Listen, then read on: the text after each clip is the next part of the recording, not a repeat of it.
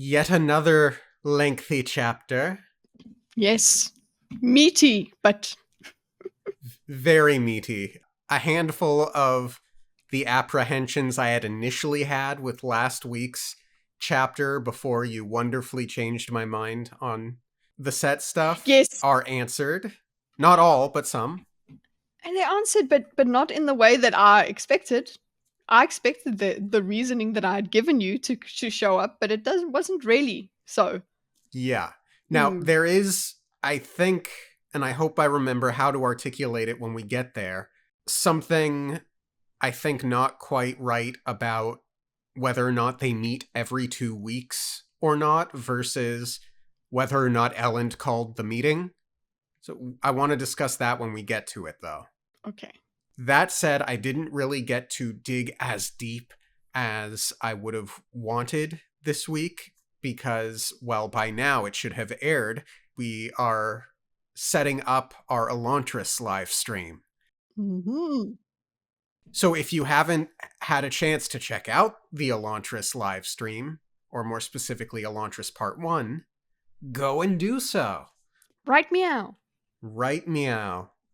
But yeah, good chapter. What did you think, Kitty? Yeah, it was a good chapter. The political intrigue continues. Mm-hmm. We'll see. We'll get into what we think of these characters. I thought that set would be better. Yeah, I do remember the first time I read it, I thought he's coming in pretty darn imposing. Mm-hmm. But as I was sort of skimming through the chapter before this, I was thinking there's some holes here that make it work less. For clarity, I mean in Set's arguments, not Sanderson's Mm-hmm. writing. That's fine. Yeah. I had a question for you though. Mm-hmm. If Set attacked the city, hypothetically, say they kill Set, his army attacks, what does Straff do in that situation? Because a part of me wondered if Zane hadn't initiated his assassination attempt yet because he was waiting to see what would happen with Set. And that would be the most opportune time, or a very opportune time, to attack Vin. But if he hasn't done that yet, Straff could potentially be too fearful to join in against Elend. He might feel obligated to help Elend. I don't think so. Like, I don't think he would just sit there, right? Yeah, he would have to use the situation to his advantage. Right.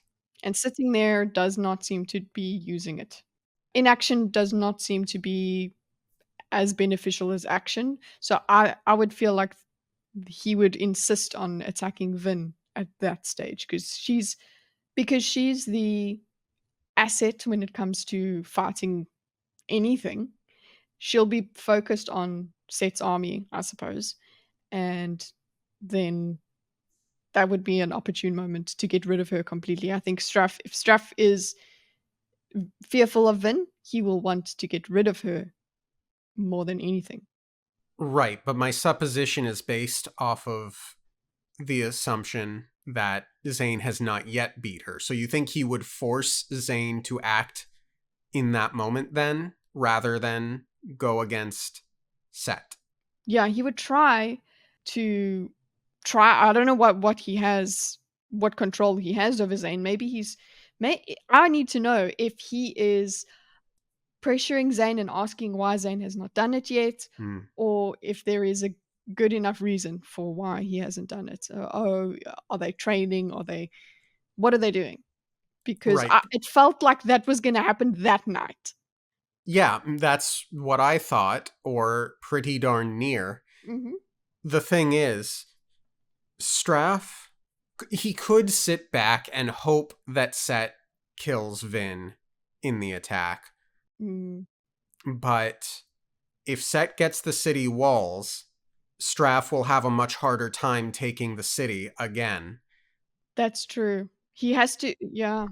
So what I'm hung up on is that it would be very beneficial of him to capitalize on Set's distraction and then flank him.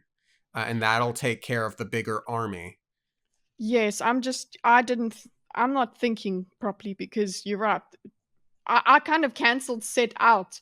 Just once he's taken the walls, he is even more of a threat. He's still, just because his army is kind of smaller than Straff's, it's not negligible. I was just like, oh well, yeah. If he attacks Luthadel, he loses a few men, and that weakens him. But he then has the walls, so he is in a position of power compared to Straff, and Straff would not want that. So it would be the war of the three armies, I suppose. Right. Mm. So then here's an important question. Mhm. What happens if Zane kills Set? Assassinates him. Yeah.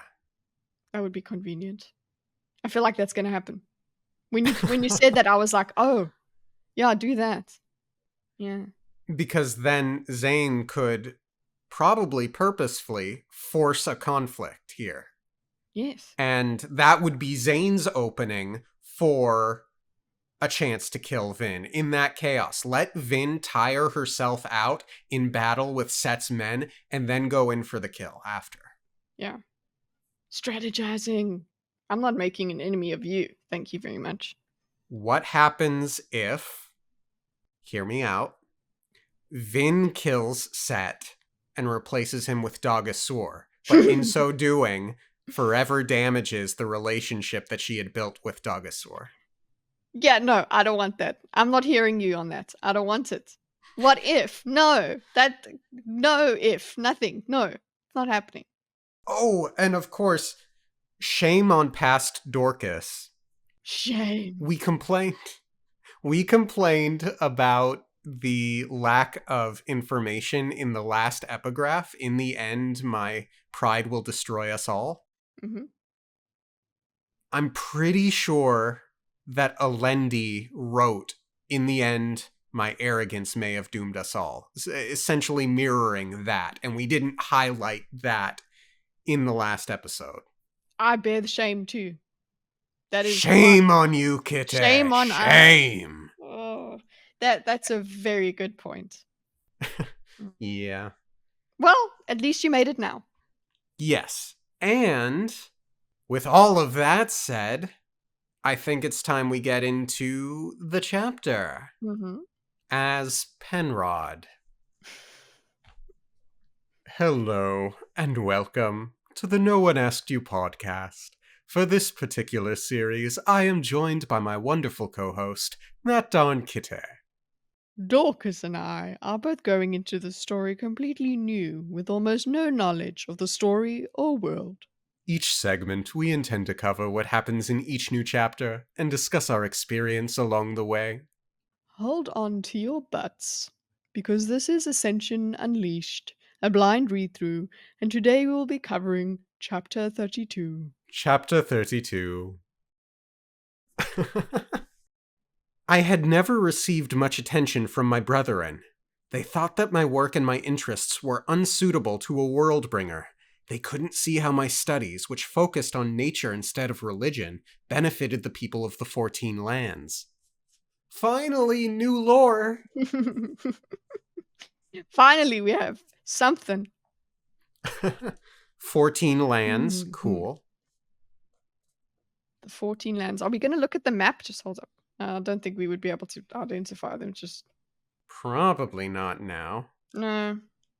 I mean, we've got dominances now. We've got 4, 3. How many of them? There's just dominances. But before they were divided into 14, I suppose. Or is that just 14 lands in Terrace? No, I don't think. Maybe? It could be, because it's the Terraceman. Who knows? Yeah. Well, he does, but he's being miserly. Yeah. Mm-hmm. And let's talk about nature v. religion. The mist. Mist seems like a natural phenomenon, yes? Yeah. I don't know what to do with that observation.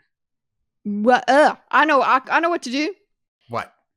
So the mists now, it seems like, and they're an existential enemy. So they are not natural. They are nature and religion as one. It seems like, because they've got a mystical, pardon the pun, Mm.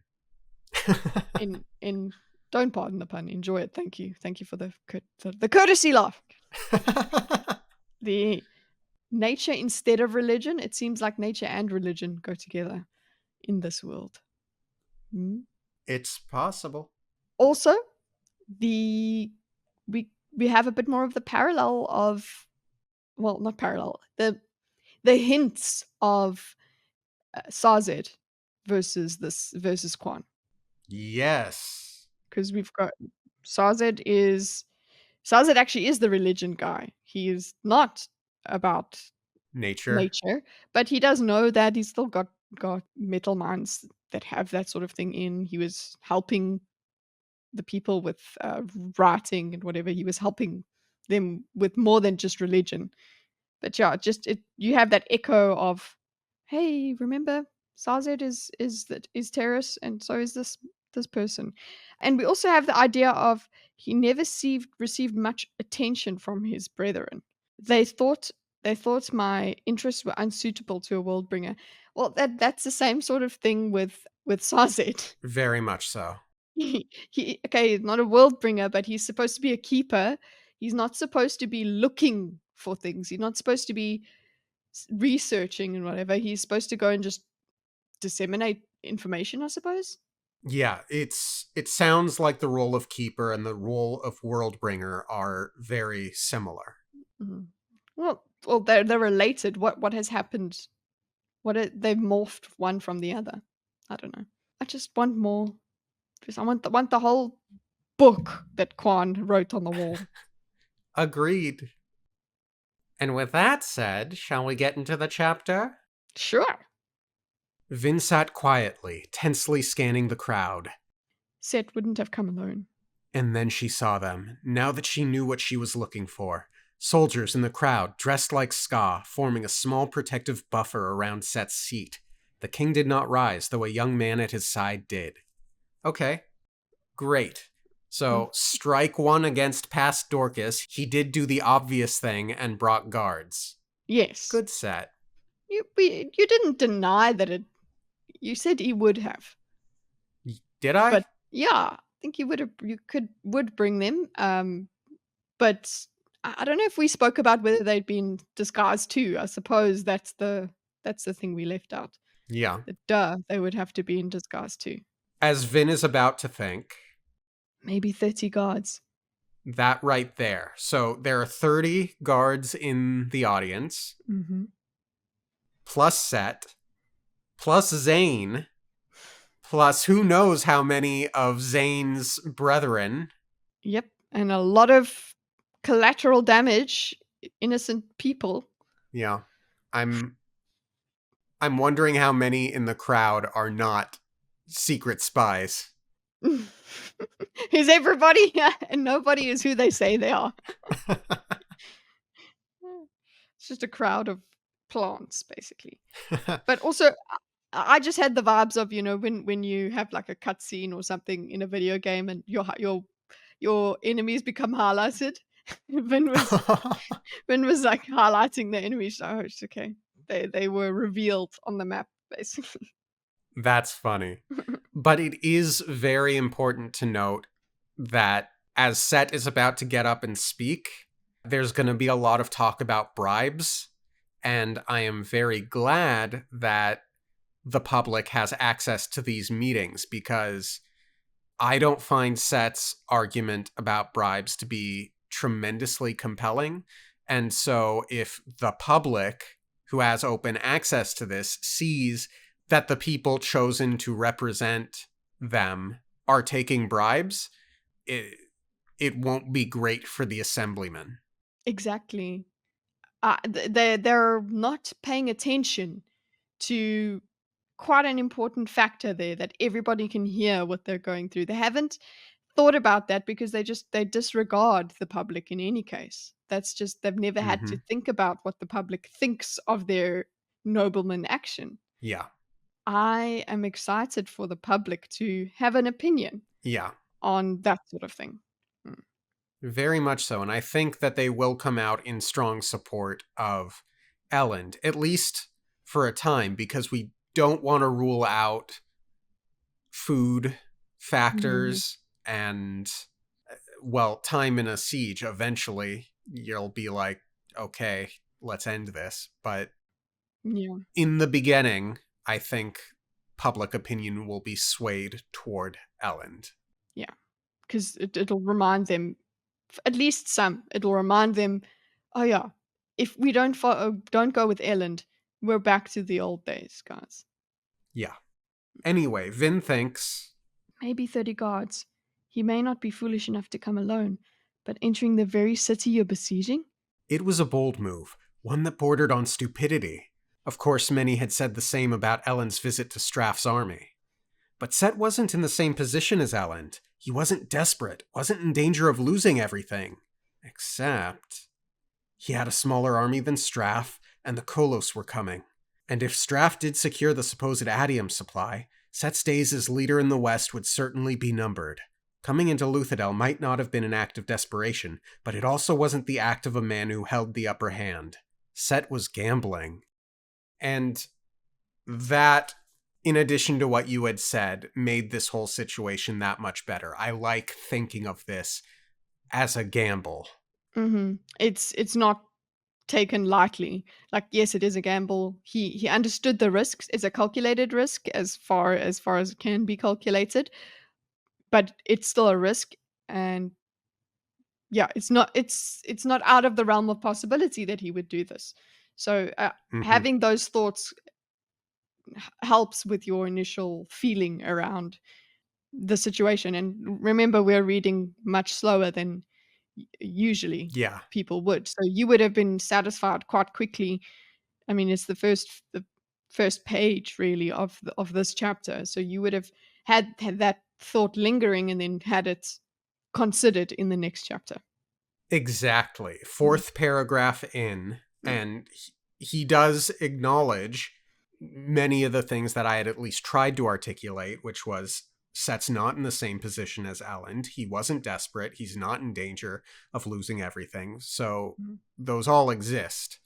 Yeah. Yeah. And just statement of appreciation for just the writing of it. Okay. I've been reading different things lately, and just the way we get that consideration, those thoughts and everything through a character that it makes sense.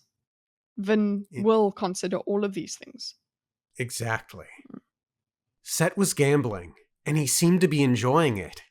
Set smiled as the room waited in silence, assemblymen and audience alike too shocked to speak. Set waved to a few of his disguised soldiers, and the men picked up Set's chair and carried it to the stage. So that's our first hint into, I think, an important part of Set's character. Yeah, I was like, excuse me. We do find out obviously he can't walk very well, so it makes it also is necessary, but it's a power move. It's such a power move. Yeah. They don't say, they don't get terribly specific. Mhm. Do you think it's paralysis? Do you think it's polio? What do you think it is? I get polio vibes. That's what I got as Mm, well. yeah. But still, it's a power move. Again, this is part of, okay, we spoke about the bribery part, but this is part of what the public is seeing. They're seeing a power move like that. Sure, it has an effect on the other noblemen and the people on the assembly, but seeing that sort of display for the scar, seeing that happen might not look upon it very nicely, or they would be intimidated by it. Right. Which also brings in the question, is this a world that is very prejudiced against people with disabilities, or is it not? Obviously, he has been able to maintain his role as king, Mhm. and Vin has her opinions. um, Yes, we'll get to that, yeah. yeah. Certainly no one, Breeze, I'm thinking specifically, who's the one to address the thing, Mm. doesn't speak derogatorily about it, but I'm not sure I would expect that of the Ska, but, the nobleman might be more likely to Yeah, it would air prejudices. yeah, it would not make sense to me that there isn't at least a little bit of prejudice in a world like this where power is literally it's given to the nobleman because that Dominant. yeah, to the dominant species apparently, or the dominant Mm, characteristics, the people that have allomancy in their blood, supposedly their pure bloodline, that they're supposed to be dominant. So, and remember, I mean, it's the same thing we had Elend. Elend doesn't have allomancy. He wasn't born with it or anything like that. He's not a misting at all. And that was something that was a shortcoming for him. If Set has some sort of allomancy, that would help count in his favor. Um, but yeah, hmm we haven't heard. If I'm not mistaken, we haven't heard anything about his abilities yet. Correct. Mm.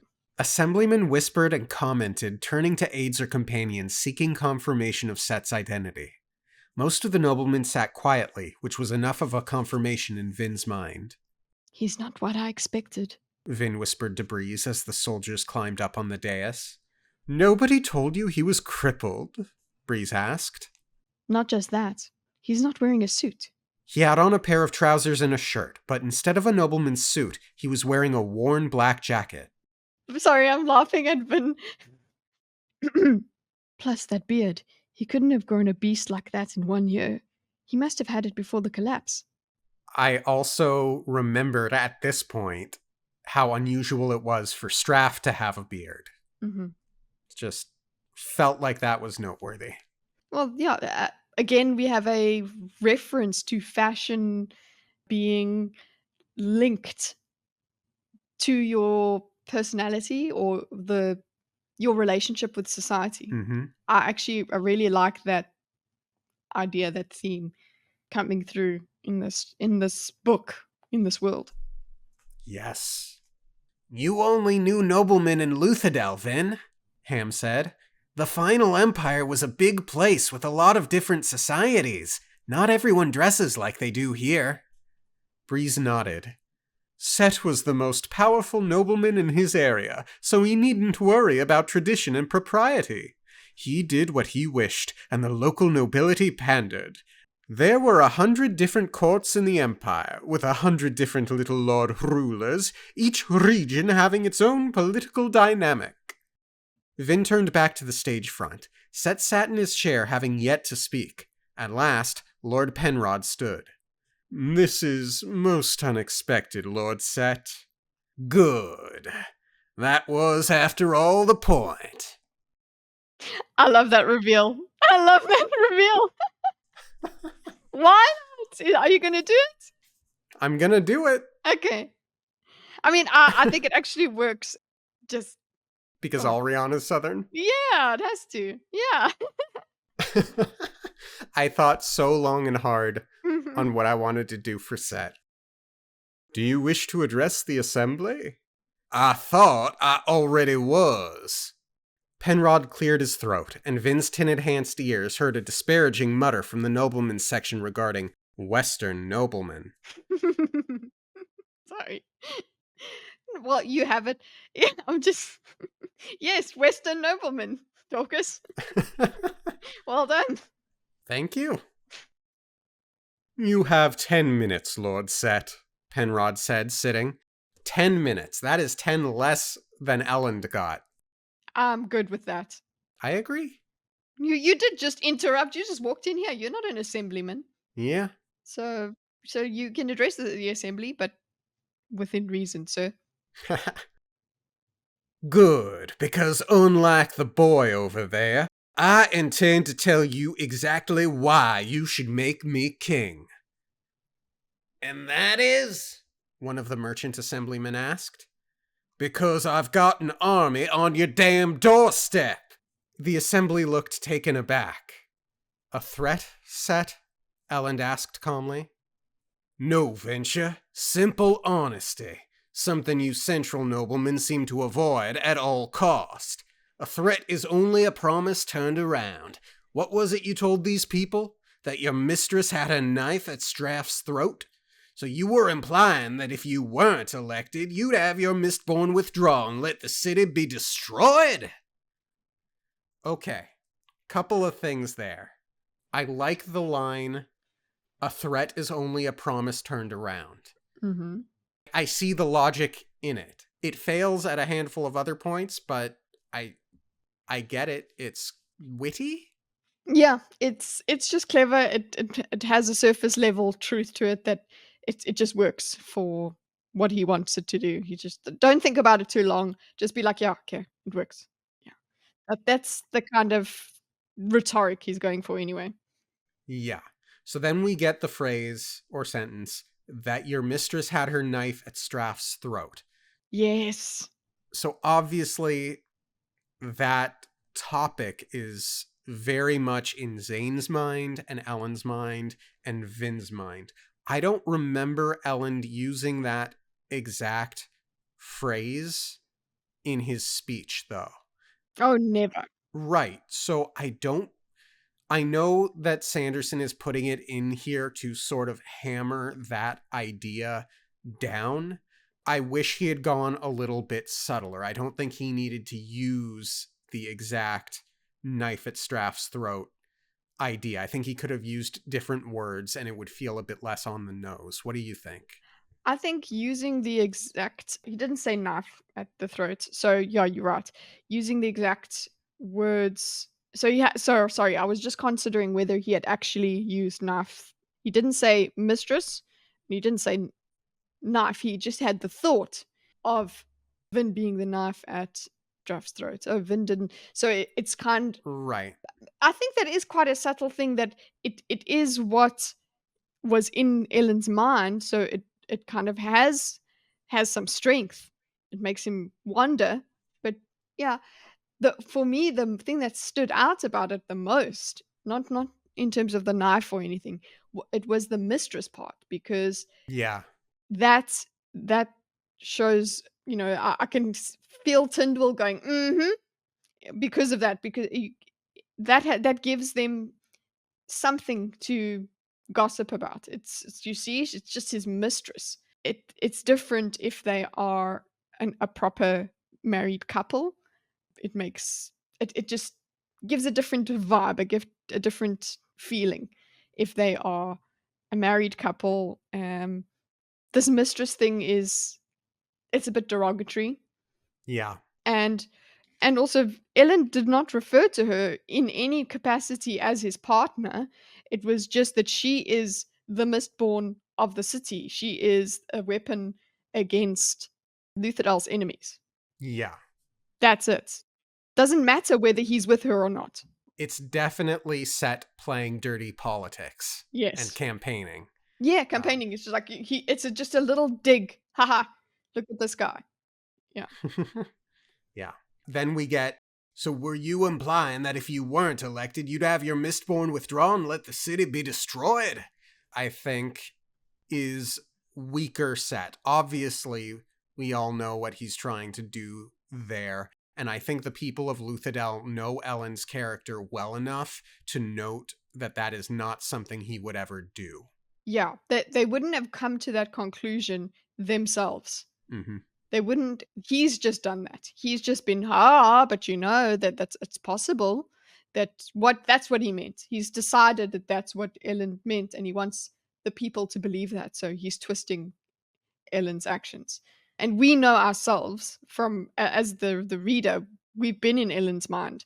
He's literally said, "Fine, if they don't want me to be king, I will help from the distance as any way I can." He doesn't Yeah. care about what his position is. He's still going to be trying to help, but of course, Set's not going to see that anymore. Give a damn about it. He's not going to Yeah. miss it. Yeah. Ellen flushed. Of course not. Of course not, Set repeated. He had a loud voice, unapologetic, forceful. Well, I don't pretend, and I don't hide. My army is here, and my intention is to take this city, but I'd much rather that you just give it to me. You, sir, are a tyrant, Penrod said flatly. Oh, Yay, Penrod! Yeah. yup. And it's curious because I think we know more or less that he's probably going to lean more towards Set, even though he's in the running for king. So I think this line is born of that and his dislike for Set, but just that little bit of knowing that he was prepared to give it to him regardless makes that line so interesting to me. So he was prepared to give leadership to Set, but he's saying you're a tyrant here. Yeah. Maybe it's just because he's not being proper about it, okay? It's just like, "No, listen, we have to do it. This is most uncouth the way that you've been tyrannical over here. You have to do it take the right route. I will give you permission, and then you can be a tyrant." So, I'm a tyrant with 40,000 soldiers. That's twice what you've got guarding these walls. What's to stop us from simply taking you hostage?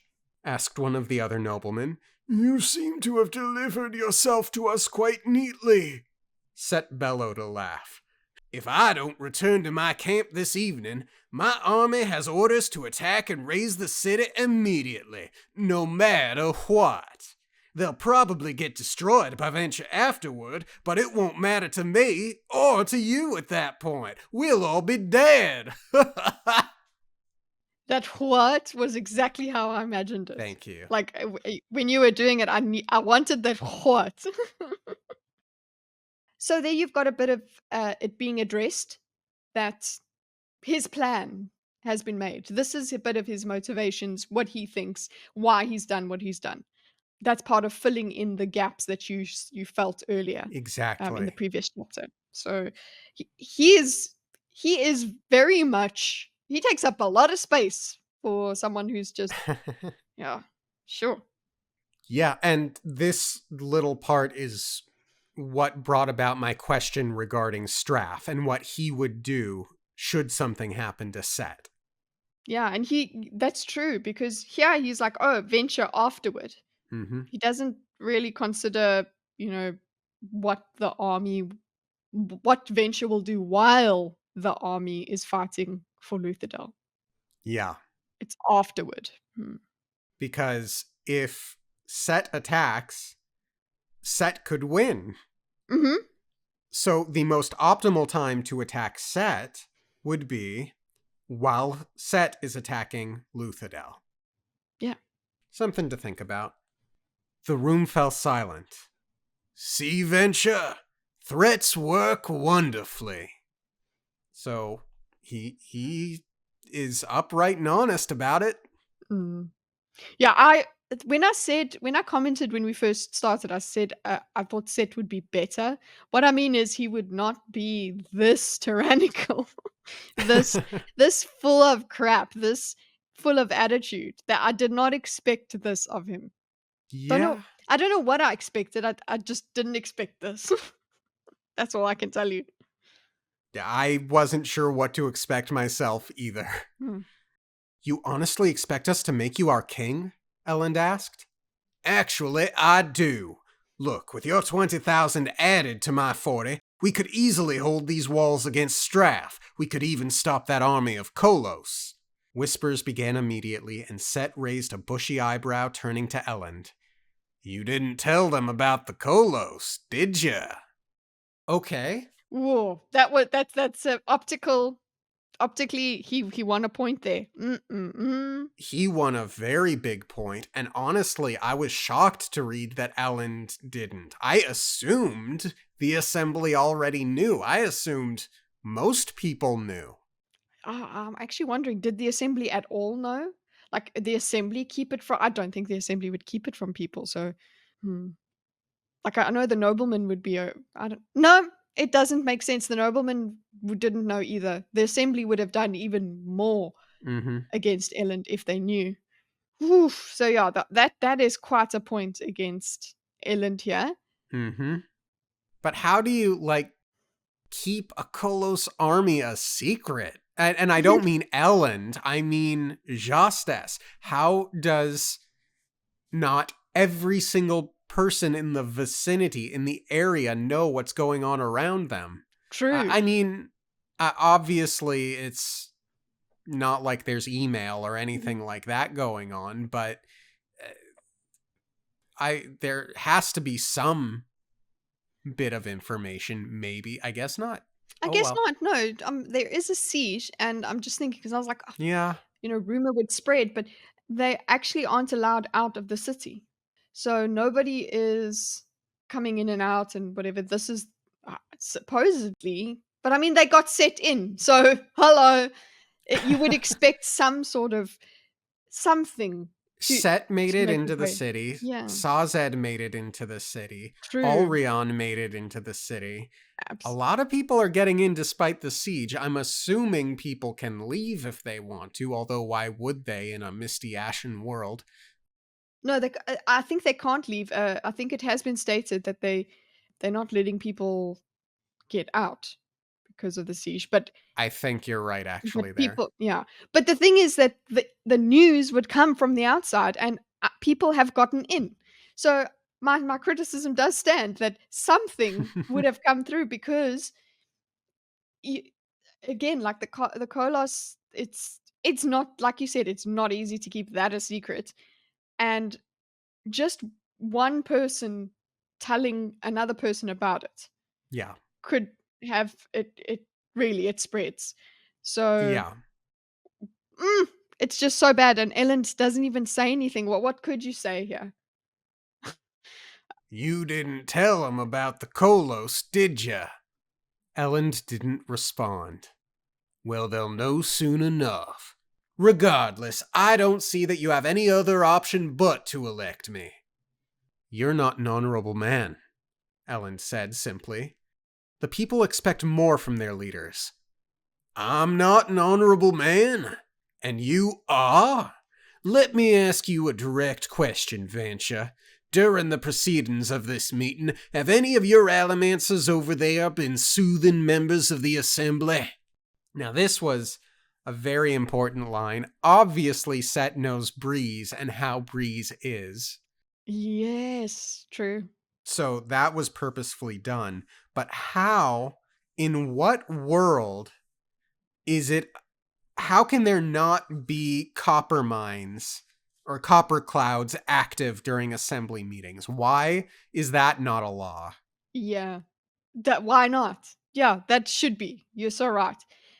But of course, the fact that that isn't a law, Mr. Ellen Lawman over here should have actually considered that. But of course, he's using it to his advantage. He's not going to put that law in place.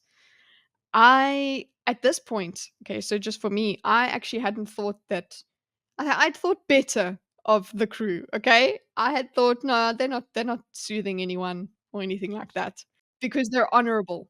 Yeah, but they've repeatedly, even in Mistborn, Mhm. hammered away at the fact that Breeze just does it naturally, as if it's a part of True. him, like breathing. Mm. But yeah, but he could focus it on Erland and not on the crowd. So if it is like breathing, he can focus it on Erland. But what I'm saying is, I wasn't even thinking that this was happening. But it doesn't even Hmm. matter whether it is or not because Set is so smart. He just brings it up, whether or not it's happening. Ellen could say It no. seeds doubt. Yeah, Ellen could say no, and I mean, Vin says, "Oh, Ellen, don't," whatever, but it puts doubt in. That's all that has to happen. So for me, it wasn't even like whether it's happening or not. Him bringing it up, boom, Hmm. and now, Elend glanced to the side, finding Breeze. Vin closed her eyes. no, Ellen, don't. Yes, they have, Elend admitted. Vin heard Tindwell groan quietly. I could hear it. I can't. Because I did it myself. I groaned. And can you honestly say that you've never doubted yourself? Never wondered if you were a good king? I think every leader wonders these things. Well, I haven't. I've always known I was meant to be in charge, and I've always done the best job assuring I stayed in power. I know how to make myself strong, and that means I know how to make those who associate with me strong as well. I actually like that line. I know how to make myself strong, and that means I know how to make those who associate with me strong as well. great Yeah, line. it is great. He's addressing a question that people might have about him as a cripple. They're like, haha, and I'm using the word cripple because it's in the book. That they he is addressing a thought that people might be, oh, but he's a cripple. It's like, yes, he is, and that should make you realize how powerful he is and how smart he is, because that has not stopped him. He's been smart Right. enough to do it, so that should make you support him. What's so interesting, what I love about this chapter, and this back and forth between Elend and him, this is campaigning on a micro level. It's like, well, he's saying, "This is what I'm bringing to you as king. Mm-hmm.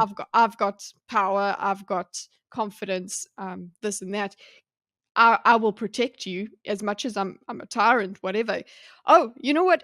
At least you know what you're gonna get with him. Ellen lied about the soothing, basically, or he Mm-hmm. obfuscated. So this campaigning through this interaction is great. I'm here for this political intrigue. Yeah, and Set has a really wonderful way of directly attacking Ellen's insecurities. Mm-hmm. And you can look at all of the insecurities that he's addressing and the way that he presents himself and say that Set is the manifestation of all of Tindwell's lessons taken the wrong way. Yes, he's blustering. He's over the top. Yeah. I never doubted myself. That is a direct lesson from Tindwell. Don't doubt yourself. You're the best person for the job. Yeah, whereas Elend is like, you do need to question these things. You need to keep a tab on yourself. But no, he's I like that. I like that idea. Here's Tindwell's advice gone wrong. Hmm. Mm-hmm. Here's the deal. You give me the crown and I'll take charge here. You all get to keep your titles, and those of the assembly who don't have titles will get them. In addition, you'll get to keep your heads, which is a far better deal than Straff would offer, I assure you. The people get to keep working, and I'll make certain that they're fed this winter. Everything goes back to normal, the way it was before this insanity began a year back. The Scar work, the nobility administrate.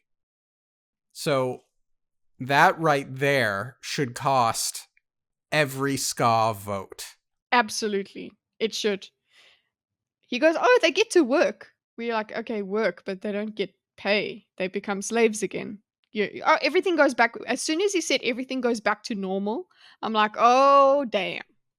But he seems to think that, no, it's fine because they are in a desperate situation. You will accept that. That was better. Things were better. I had food under the Lord Ruler. Yeah, you were a slave though. Yeah, but I was, I was better and there was no armies outside.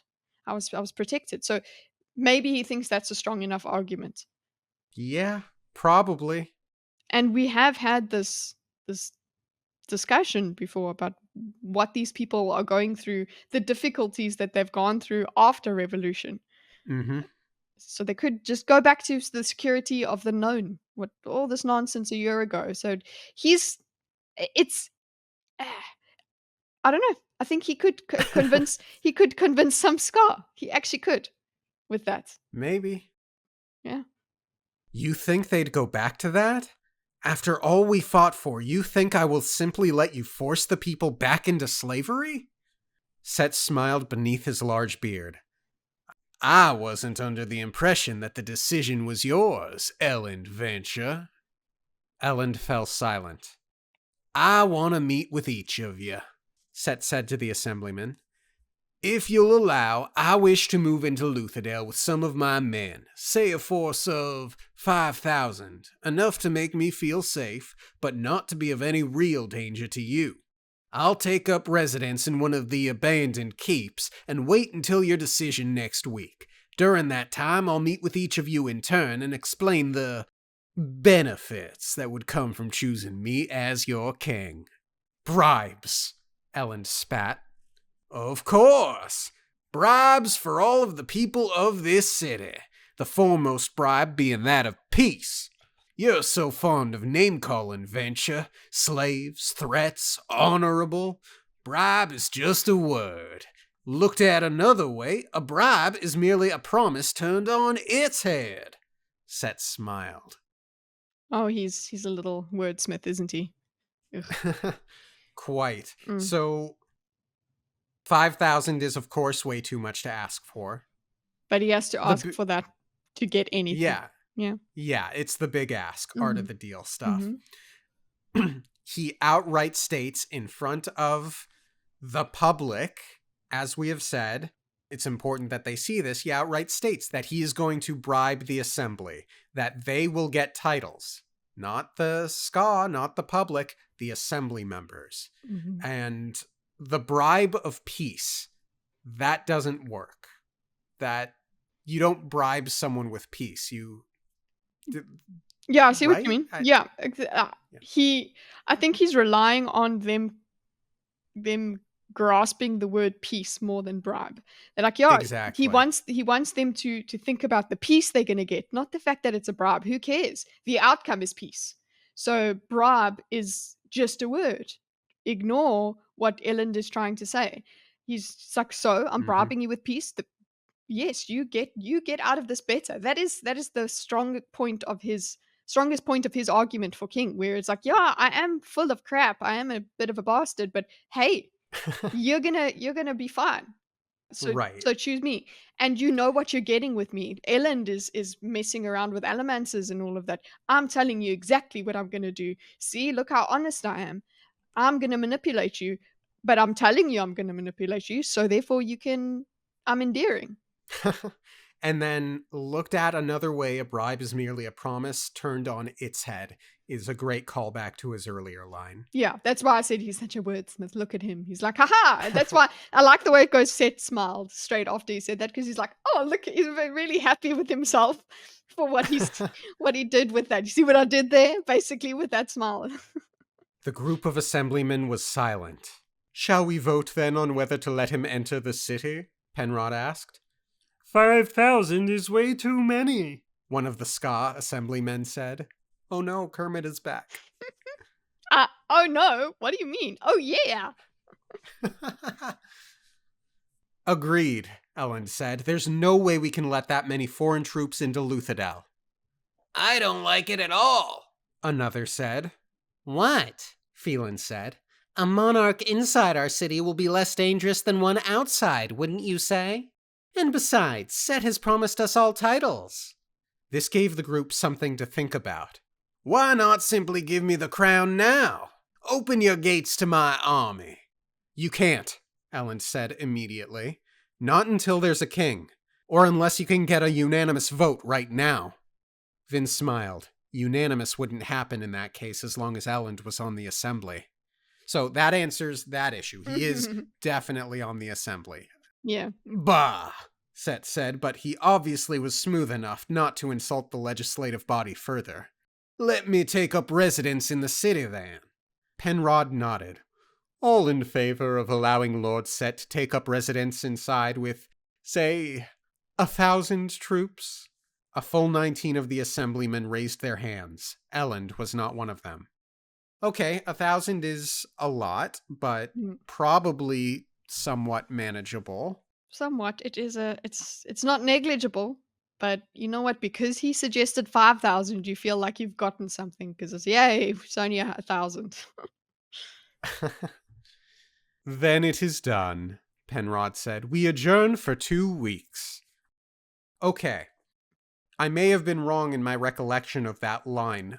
When I had first read it, I took it to mean that the assembly meets every 2 weeks, but now I see that it does not actually say that in any way, Yeah, it's so just we adjourn for 2 weeks. It's decided. So are you saying you take from that that it's not a regular thing that it has to be just every 2 weeks? It's just they decide as they go along? yeah, so I think what happened was I tried to rationalize in my mind why Elland wouldn't have spoken with the assembly for a full week. And having read that line, my mind went, oh, it must be therefore because they meet every other week. But hold on, Elland called the meeting, so those two ideas don't make sense. And now I see that it was just me misinterpreting this line here. So 2 weeks is not how frequently they meet regularly. Okay. So clearly, I've been having a very busy week with a lot of things going on. Thanks for putting up with me, everyone. There's many stories that are going through your mind at once. So, wow, a little detail like that is yeah. And now we get a POV shift. This can't be happening. I thought maybe Penrod would provide a challenge, Phelan a lesser one. But one of the very tyrants who is threatening the city? How could they? How could they even consider his suggestion? Elend stood, catching Penrod's arm as he turned to walk off the dais. Fersen, Elend said quietly, this is insanity. We have to consider the option, Elend. Consider selling out the people of this city to a tyrant? Penrod's face grew cold and he shook Elend's arm free. Listen, lad. You are a good man, but you've always been an idealist. You've spent time in books and philosophy. I've spent my life fighting politics with the members of the court. You know theories, I know people. He turned, nodding to the audience. He's not wrong. Elend is idealist and not as pragmatic as most people, if you actually think about it. He's not considering how pragmatic most people are. That's true. He's just like, there is an ideal, there are principles, and people should always be working towards that or against that. True. Yeah. This also juxtaposes quite nicely with Elend's thoughts of Penrod in the last chapter, where he thinks he hasn't read the same legislative books that I have, and he's an excellent nobleman, but not a king. Yeah. He turned, nodding to the audience. Look at them, lad. They're terrified. What good do your dreams do them when they're starving? You talk of freedom and justice when two armies are preparing to slaughter their families. Penrod turned back to Elend, staring him in the eyes. The Lord Ruler's system wasn't perfect, but it kept these people safe. We don't even have that anymore. Your ideals can't face down armies. Set might be a tyrant, but given the choice between him and Straff, I'd have to choose Set.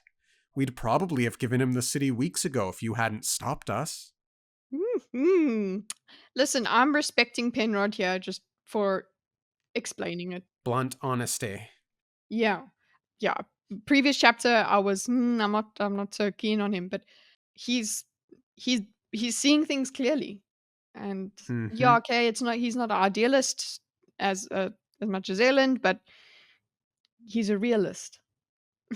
Yeah. Penrod nodded to Elend, then turned and joined a few of the noblemen who were leaving. Elend stood quietly for a moment, recalling a passage from a book, Studies in Revolution. We have seen a curious phenomenon associated with rebel groups that break off from the final empire and attempt to seek autonomy. In almost all cases, the Lord Ruler didn't need to send his armies to reconquer the rebels. By the time his agents arrived, the groups had overthrown themselves. It seems that the rebels found the chaos of transition more difficult to accept than the tyranny they had known before. They joyfully welcomed back authority, even oppressive authority, for it was less painful for them than uncertainty. Great passage. Mm-hmm. It was in one of your books, Elend. So look, you've he hasn't read what I've read, but you've read it. It's there. They did observe it. So it is what he's talking about is valid. Yep. Consider it.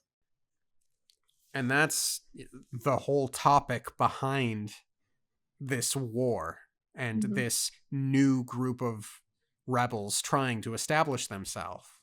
Yeah. Or themselves. Yeah, after revolution, it it takes a while to stabilize, if it ever does restabilize. Vin and the others joined him on the stage, and he put his arm around her shoulder, standing quietly as he watched people trail from the building. Set sat surrounded by a small group of assemblymen arranging meetings with them. Well, we know he's Mistborn. And I was like, oh? Yeah, but I was like, Vin? Huh? Elend turned toward her. You sensed allomancy from him? Vin shook her head. No. Then how do you know? Well, look at him. Vin said with a wave of her hand. He acts like he can't walk. That has to be covering up something. What would be more innocent than a cripple? Can you think of a better way to hide the fact that you're a Mistborn? So do you think that's just her paranoia or what? It's maybe she's underestimating his other abilities, his manipulative abilities. She just associates his ability to find power and to be what he is. It has to have some underlying Mm. mistbornness. She can't she can't I think it might be related to her paranoia Mm-hmm.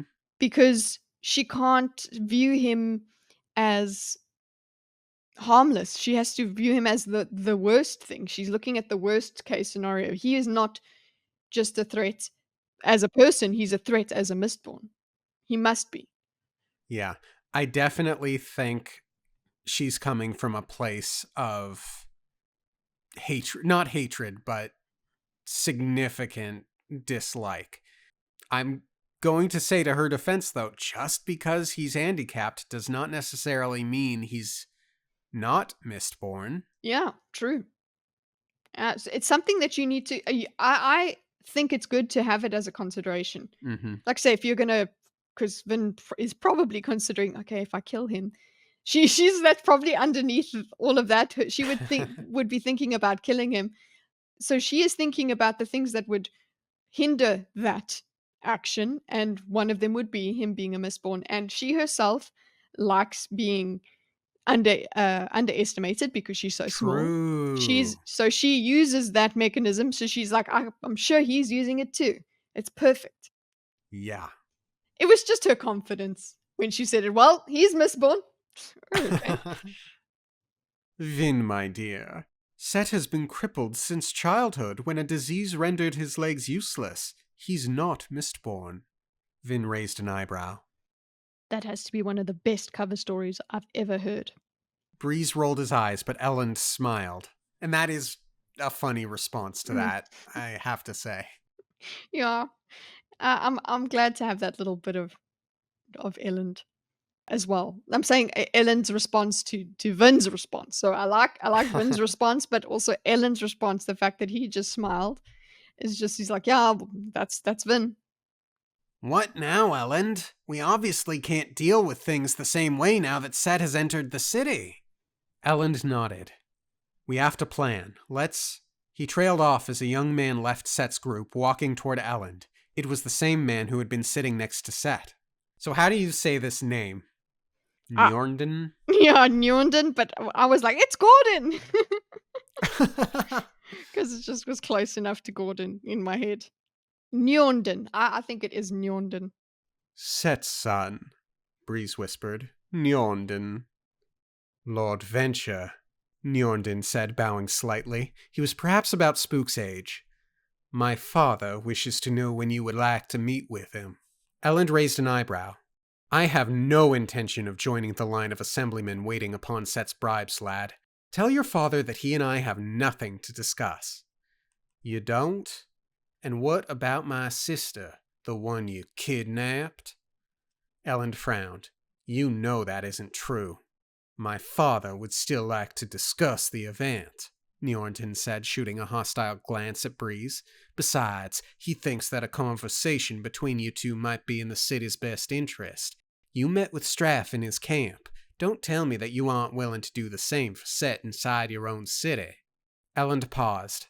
Forget your biases, he told himself. You need to talk to this man, if only for the information the meeting might provide. All right. I'll meet with him.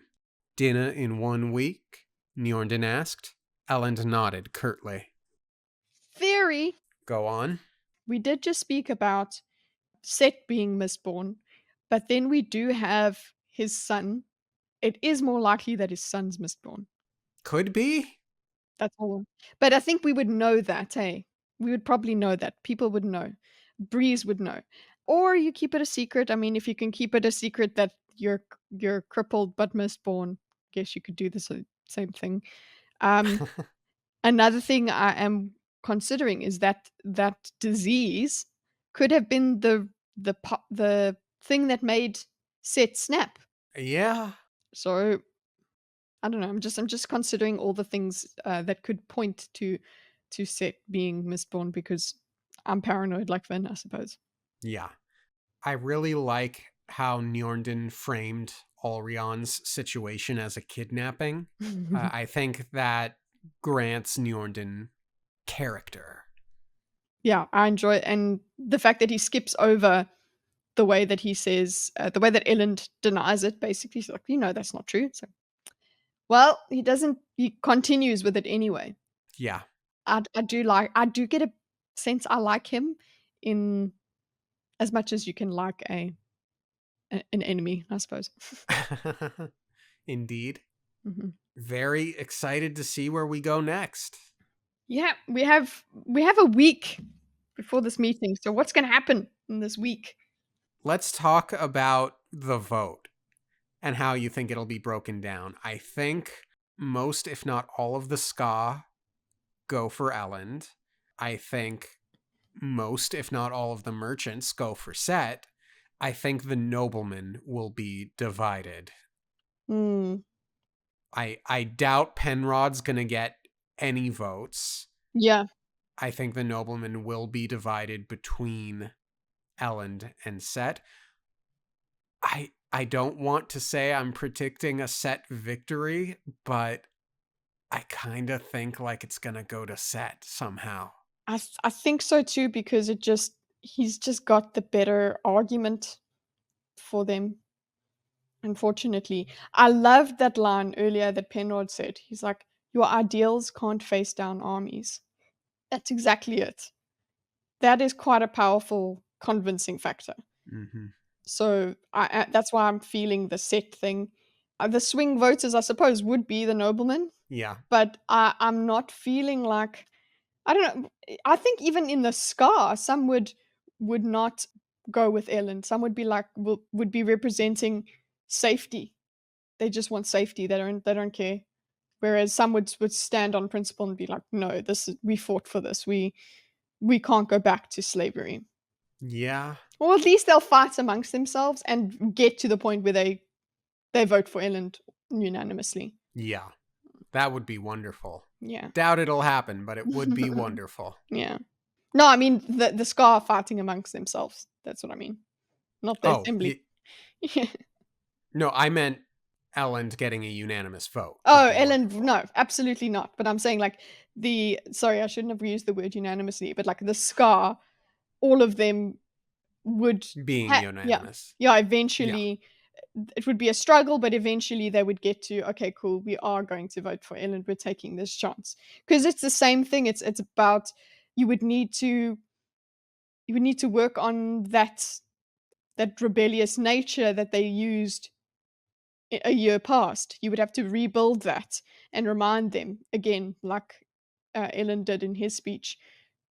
I'm just trying to think of how I would want this guy to to proceed, because I Yeah. know that their concerns would be safety as well. But yeah, the merchants, of course, that's all set.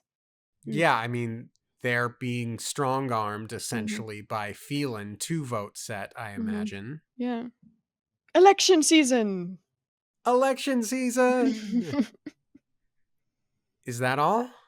That's all. Thank you all for tuning in. Subscribe to That Darn Kitta if you get a chance, because she's got a great channel. And have a great rest of your week, and we'll see you next time. Okay, thanks, bye!